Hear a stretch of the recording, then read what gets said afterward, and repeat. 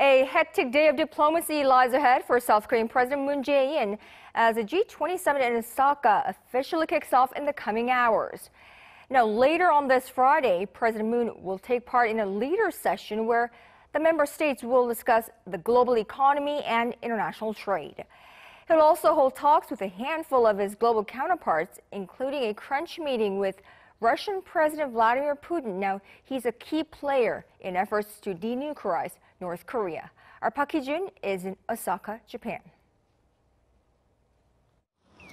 On the opening day of the G20 Osaka Summit on Friday, President Moon Jae-in will engage in economic discussions focused on addressing the global uncertainties brought about by the U.S. China trade conflict.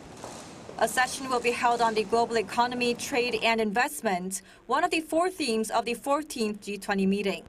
President Moon is expected to share his government's fiscal policies, including its push for a supplementary budget bill.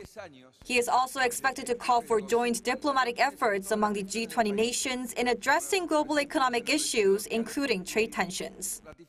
With the G20 being one of the first bodies to take action in combating the global financial crisis in 2008, active discussions will be held to prevent such a meltdown from happening again.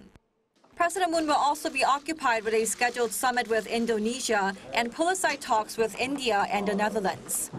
But attention mainly focuses on President Moon meeting a key player in the North Korea denuclearization talks, Russia. This is perhaps the most important discussion of the day in terms of furthering his peace drive on the Korean Peninsula. President Moon is expected to learn of North Korean leader Kim Jong-un's thoughts from Kim's bilateral summit with Vladimir Putin in April and ask for Russia's continued support for his peace drive on the Korean Peninsula. And besides a series of talks, there's the question of whether President Moon will be able to hold talks with Japanese Prime Minister Shinzo Abe.